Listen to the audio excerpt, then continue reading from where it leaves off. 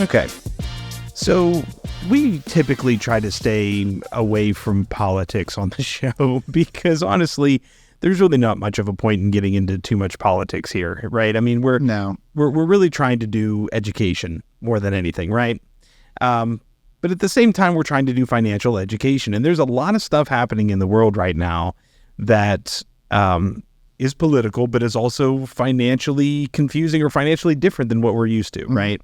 Oh yeah. So you kind of brought this up earlier today, and I thought it was a good idea. So we're going to talk about tariffs today. We're going to talk tariffs today. Talk tariffs today. Yeah. That alliteration. Yeah. Yeah. Oh yeah. We're talking tariffs today. That's a good one. So do you want to, let's start out with the basics here. So obviously tariffs have been in the news a lot. Yeah. And they're essentially just an import tax. Okay. So I was going to say, why don't you define what a tariff is? So a tariff is a tax that is placed on goods that are imported into the United States or whatever country imposes that tariff. Right. So, they say that the other country, the country that is exporting that good is paying for that tariff, but we are finding out that, or that may not be 100% honest, I guess. I guess it's one of those things where, technically speaking, yes, the United States is, it's not really the United States that's paying it. If I am a company and I'm importing something, I'm paying as the company. I'm paying that. Right. That Walmart purchases something from overseas. They're paying that tariff. Walmart's paying that tariff. Right. But and certain people would have you believe that, the company is paying it, so it really doesn't affect you individually. And while that technically could be true, if the company was really just loving life and wanting to protect their customer, right, they could absorb that cost if they chose to. Mm-hmm. But chances are, let's be honest, most companies are probably not going to do that. Oh, right. They're going to pass that cost on to their customers. Right. Absolutely. So what's the purpose, I guess, is my, if this is going to raise prices, what's the purpose of a tariff? What is it supposed to do? So the tariffs were put into place, that, at least to my knowledge, to kind of bring back manufacturing or incentivize manufacturing in the U.S. a little bit more, having foreign companies opening new plants in the United States so that they don't have to pay that tariff, and just bringing more jobs back in the U.S. Yeah. Which sounds great. Yeah, it does. I mean, it really does. It sounds fantastic. And I'm not necessarily saying that I am, again, we're trying to keep the politics out of this, right? But, generally speaking, it sounds great to say, hey, you're going to employ more Americans. I think most Americans would like to have a good job. Yeah. Right. And we don't do as much manufacturing in the United States as we once did. I mean, Johnstown, we were a huge manufacturing for steel. I mean, oh yeah. I mean, we were big in the steel industry. Yeah, absolutely. And now it's, like Nippon, in Japan and so forth. Yeah. Nippon Steel is probably the biggest one in the world. However, when you start talking about this stuff, you start thinking, well, if the incentive is to bring manufacturing back into the United States, does that happen overnight? No, definitely not. Yeah, this is gonna take time, definitely, to just even build the factories and acquire the workers, and it's a long, drawn out process. Sure. So, this is one of those things where there are positives and negatives. The positive thing on a tariff is, like you said, I'm going to try to bring more manufacturing or more jobs back into the United States. I'm going to incentivize companies to build in the United States rather than building abroad and then having to incur that tariff when they're bringing their goods or services back through. But on the other side of it is, how does that money that these companies are then spending to build these factories, to employ these people, how does that affect the cost of the product as well? Right. Yeah. So there would be there's an upfront cost. So you would think that they would pass that on to the customer as well for a time being. Yeah. Plus, you kind of pointed this out too. A lot of times, most of the time, labor costs, things like that overseas in some of these countries, whether you agree with it or not, is lower than it is in the United States. and that helps to keep the cost down. And sometimes customers, sometimes people, it depends on what their goal is. If their goal is to buy American, then they're most likely willing to potentially pay a higher price in order to do that. If their goal is to just find the absolute least expensive product, maybe that's not always something built or made in the United States, right? Sure. Yeah. So I was trying to get my head around some of this stuff for people, because tariffs, there's a lot of politics involved here, and a lot of numbers being thrown around in the news about, percentages and wildly high percentages that, you don't normally think of when you think of a tax or a tariff. Yeah. I mean, I think one of the taxes or one of the tariffs was like 145% or something like that for for certain like Chinese goods was like 125, I think it was right now. Yeah. Oh, maybe 145. I don't know. Yeah. Okay. Which is like if somebody said to you like, well, listen, we're going to raise your taxes by 145%. You'd be like, I'm not electing you. Yeah. I'm moving. Yeah. Yeah. So, and tariffs have been around a long time, right? I mean, you found some history on tariffs and stuff, right? I think. Yeah. Before we get into some of the details, let's talk about like where this isn't a new thing either, right? Tariffs are not right. new. So according to this was, I think, PBS. Before the federal income tax was established in 1913, tariffs were a major revenue source for the government. From 1790 to 1860, tariffs accounted for 90% of federal revenue. Wow. Yeah. That's crazy. So that's pre-income tax. That's pre-income tax, right? All right. So we're not new to tariffs, but so tariffs fell out of favor as global trade grew after World War II. The government needed vastly bigger revenue streams to finance its operations. So that's when your federal income tax came into play. Okay. So and we could get into a whole other. Maybe we'll do that someday. A whole discussion about income tax and how that works. Okay. But it sounds to me like if tariffs were the only thing and I wasn't paying income tax, then I'd probably be willing to pay a little bit more for my goods and services, right? Right. So I'm being taxed twice. Really, I'm being taxed on my income, and then I'm being taxed more than I buy my stuff. Being taxed more than twice, but we'll stick with yes, yeah. So I guess the thing for people to keep in mind here is that because there is such a politically charged atmosphere right now in the United States, we tend to politicize even what a tariff is and make it either a good thing or a bad thing depending on what side of the political aisle you happen to sit on. But at the end of the day, tariffs are not new. No, definitely. So I started thinking about this, and I started trying to think about this in a way that maybe tried to put things into a perspective at our level, because honestly, I am not an economist. By any stretch of the imagination. I mean, I know we do this podcast and we talk finance, but we talk finance at your level and my level of being able to manage our household income and, deal with things like that. I mean, neither one of us is running a country anytime soon. At least I'm not. I wasn't planning on it. Yeah, you're not running for election or anything like that. I'll skip this one. Yeah. Okay. Yeah. So I was like, okay, well, let's put this in perspective of a lemonade stand and just try to really make this as simplified as we can. Right. So you and I decide we're gonna open a lemonade stand, right? Yeah. All right. So what I did was I went out and I did some pricing and I rounded for the sake of the argument of this podcast. And I know that you're still like, well, there's a lot of numbers here, but there's a lot of numbers. So he rattled these off to me, and we're recording this after lunch, and they were going over my head already. But yeah. We'll put them up on the screen or something like that for you, for those of you that are watching the vodcast. But I said, okay, let's pretend, let's do some basic numbers here. So a 5-pound bag, let's say I need a 5-pound bag of lemons, and I need sugar and I need water. I mean, that's pretty much what you need to make lemonade, right? Yeah.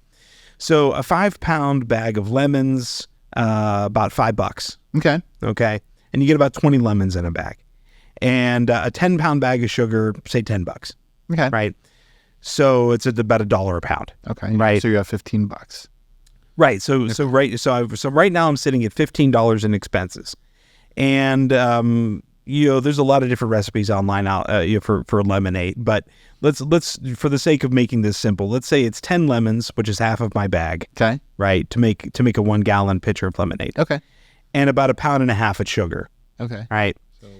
So what? So it's $4. Okay. Right. So now we're $4 into making 1 gallon of lemonade, right? Okay. Now, if you ask a conversion table, they'll tell you there's 16 cups in a gallon, right? But we're probably using red Solo cups or something like that when we're selling this. So let's pretend that I'm getting 10 cups. We want repeat customers. We want a little bit more. Give it a little bit more for that. So we're using red Solo cups. So let's say we're getting 10 cups of lemonade out of my 1 gallon of lemonade, right? Okay. So we've spent $15. We're spending $4 to make 1 gallon of lemonade, right? And say we sell it for $1 a cup, right? So I'm making how much out of my gallon? $6. No. Well, I'm making $6. I'm getting 10. I'm selling it for $10, right? I'm selling my gallon of lemonade for $10. Okay. One cup at a time. But you're right. It's a profit of $6, right? Yeah. So this is like basic capitalism. It's what it comes down to, right? You're trying to sell whatever it is you're making for more than what you paid. Yeah, that's how it works. Okay. Yeah. And we all just, there's skill involved. I mean, I don't have to make the lemonade. If I'm making the lemonade, you don't. Yeah. Right. Right. So there's the convenience of being able to just pull up and take a cup of lemonade off of my table and whatever. Mm-hmm. Now let's pretend that that we're buying our lemons overseas. Okay. All right. And there's a 25% tariff on lemons. So instead of me buying my lemons from, I don't know where lemons come from in the United States, probably Florida, California. Yeah, probably California. Yeah. But instead of me buying them there, I'm going to buy my lemons from Mexico. Okay. Right. And there's a 25% tariff on lemons coming in from Mexico. Now we're under the old North American Free Trade Agreement, it would have been 0. Now it's 25%. So you're paying what, $5.25? For a 5-pound bag, it would be $6.25. $6.25. Yeah. So now my lemons went up by $1.25 a bag. Okay. Yeah. Right. And let's say it's a 50% tariff on sugar. Right. Okay. And please, I guess please understand, like, these are not real tariff numbers. I'm just trying to illustrate what these are, right? So say there's a 50% tariff on my sugar that I'm getting from overseas. So now my 10-pound bag of sugar that was $10 is now $15. Yep. Right? Yep. So now if you do all the number crunching and all the math, you find out that instead of $4 a gallon, it's $5.50 a gallon for me to make my lemonade. Okay. Right? So if I sell it at $1 a cup like I've been, I'm still making money. Yeah, just not as much money. I'm not making as much, right? So instead of me making $6 on my, gallon of lemonade, now I'm only making $4.50. Okay. So the thing about the tariff is that it's not that that people won't be able to make money. It's not that it's necessarily going to go up in price that much, but at the end of the day, there's a pretty good chance that I'm not going to want to sell my lemonade for $1 a cup anymore because I want to make back the profit I'm losing. Yeah, so it's inflation. Yeah. Yeah. I mean, it's a little bit of inflation, but in this case, I'm just trying to make up the difference in my profit, right? So now maybe I have to sell my lemonade at $1.25 a cup, right? As opposed to $1 a cup. Yeah.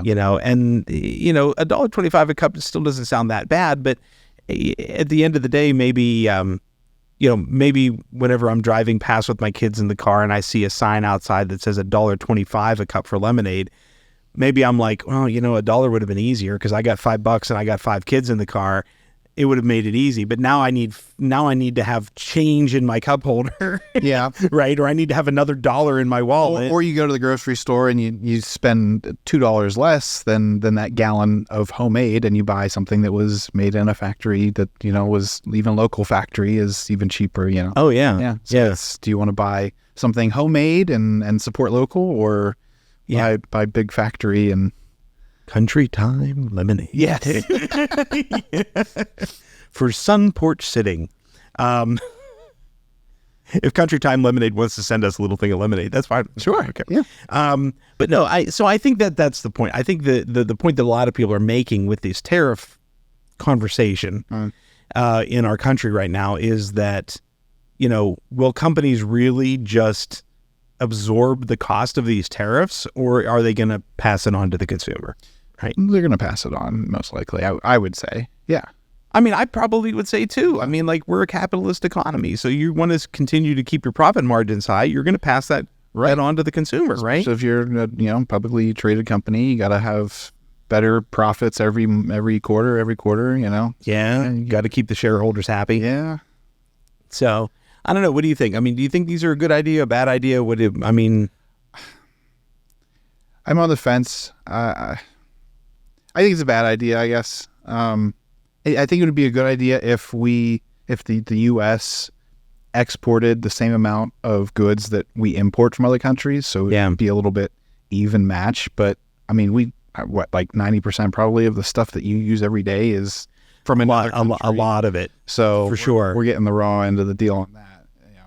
Yeah, and some would argue that, well, if we have these tariffs, then we are gonna bring more manufacturing in house, which means we would have more ability to export. Theoretically, yes. Yeah. But I think that goes back to what we started saying before, was that you need time to build it. Like, okay, let's use the lemonade example, right? I can't just decide tomorrow if I'm buying my lemonade or my lemons, right? I can't just decide tomorrow, well, I'm going to buy domestic lemons if nobody's growing them. Right. Somebody's got to plant the trees. You got to wait for them to grow. You got to pay people to tend the field. You got to pay people to harvest them. You got to bag them up. You got to ship them off. Like, so it's not like you can just make lemons appear out of nowhere tomorrow to offset the fact that I don't want to pay a tariff today. Yeah. Cars is another good example. They say, like, there's no truly 100% fully made U.S. car. Like, we get like Ford engines from Canada. We get, engines from China, from Japan and stuff like that. So to be able to even make a fully American made car, you're taking components that were normally made in 5, 6, 7, n number of countries, and trying to make one factory or a handful of factories in the U.S. today, that would support all that, and it just doesn't happen in the blink of an eye. Yeah.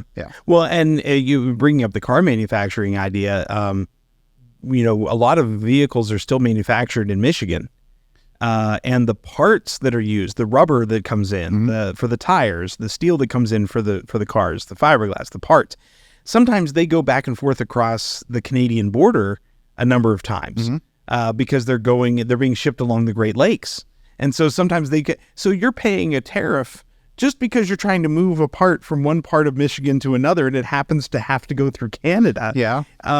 It's where you're getting the raw material and you're sending it away for processing. It's got to come back after the processing's done. Yeah. So even if it is made in the USA, as far as the vehicle goes, the other big thing that you always see manufacturers do is they assembled in the USA, right? Yes. Yep. It's assembled in the United States, but the parts come from somewhere else. At least part of it is done in the US. Yeah. Right. And again, Look, I am all for U.S. manufacturing. I've always been a made in the USA type of a person. I mean, if I can buy domestic, if I can buy something made in the U.S., all things being equal, I would prefer to do that. Yeah, it just tends to be a little pricier. Yeah. And that, I don't think, I guess that's the thing, is that that's probably not likely to change exactly with tariffs. Nah. Because, and you kind of brought this up, and so I'll let you make the point, but you had said, well, okay, it's still going to cost me more to make that stuff domestically now too. So maybe in my lemonade example, it's still not going to be $4 for me to do a pitcher of lemonade. It might, instead of $5.50 with the tariffs, maybe it's $5 if I do it domestically once all that infrastructure is put in place, but it's still not $4. Yeah. So I don't know. I think this is a more complicated conversation than I think a lot of people want it to be. I think people are trying to simplify this in the news because they have some sort of a political agenda, whether it's, a particular news outfit, or maybe it's a particular campaign or a particular political party, whatever it is. And it's confusing. I mean, it's different percentages for different countries. There's exclusions for certain products. Okay, this product's not going to be, there's not going to be a tariff on cell phones, they said, or there's not going to be a tariff on, some other product. So it's difficult to keep track of sometimes. Yeah. That's a really good point, because, and even pieces of those things. So if you're putting a tariff on microprocessors, for example, microprocessors are used in laptops, they're used in phones, they're used in cars, they're used in cameras. So I'm not putting a tariff on a car, but I'm putting a tariff on a microprocessor that's used in the car. Yeah. Yeah, we're going to revert back to COVID-19 days where it was hard to get cars because the microchips were difficult to get. That's a good point. Look at what happened then. The prices were insane. They said like $3,000 to $8,000 is going to be the average increase in new cars, and then what does that do with used cars? Nobody's going to want to buy new cars, and used cars are going to go up in price because they're going to be in higher demand. And and then we've kind of talked about this in the past, and we could maybe revisit it at some point, but interest rates are different too.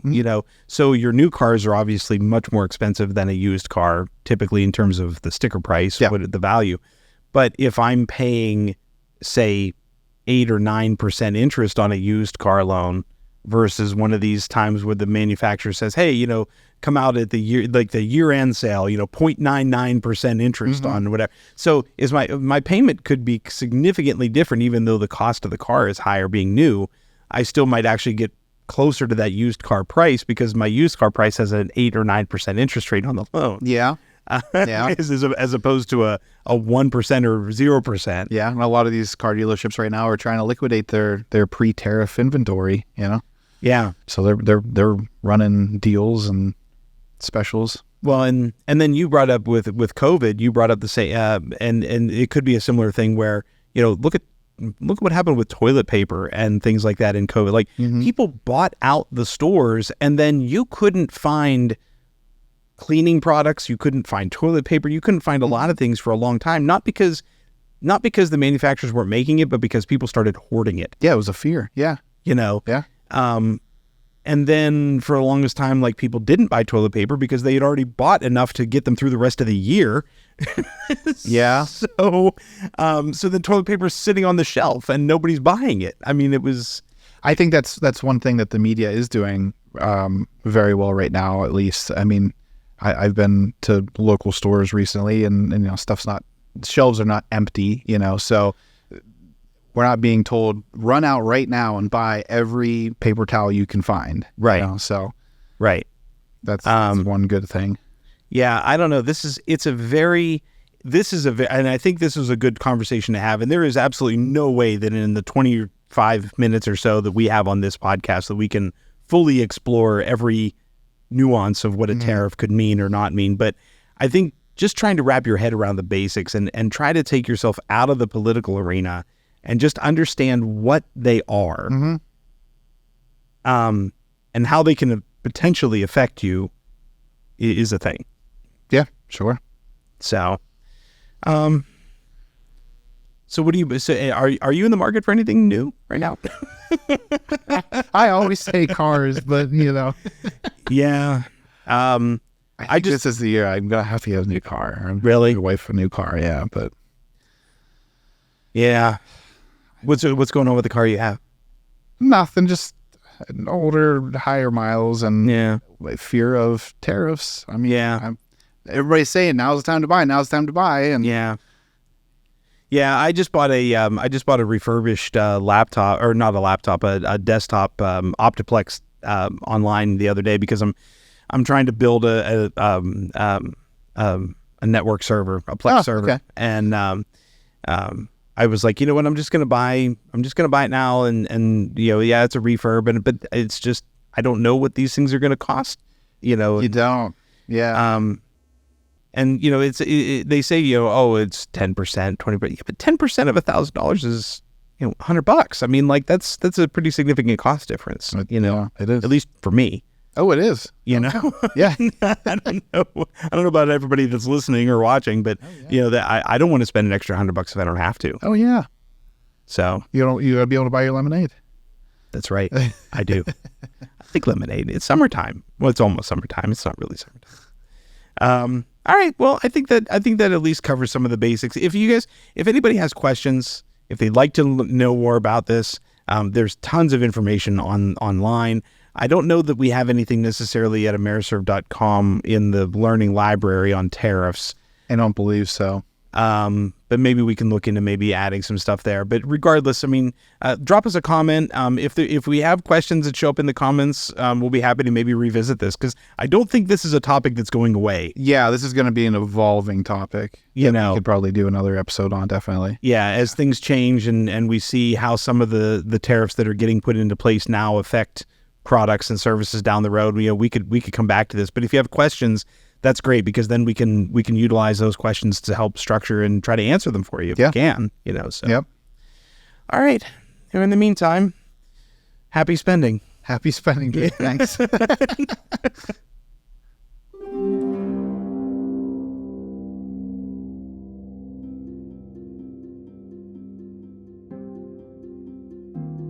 This podcast focuses on having valuable conversations on various topics related to banking and financial health. The podcast is grounded in having open conversations with professionals and experts, with the goal of helping to take some of the mystery out of financial and related topics, as learning about financial products and services can help you make more informed financial decisions. Please keep in mind that the information contained within this podcast and any resources available for download from our website or other resources relating to bank chats is not intended and should not be understood or interpreted to be financial advice. The host, guests, and production staff of Bank Chats expressly recommend that you seek advice from a trusted financial professional before making financial decisions. The host of Bank Chats is not an attorney, accountant, or financial advisor, and the program is simply intended as one source of information. The podcast is not a substitute for a financial professional who is aware of the facts and circumstances of your individual situation.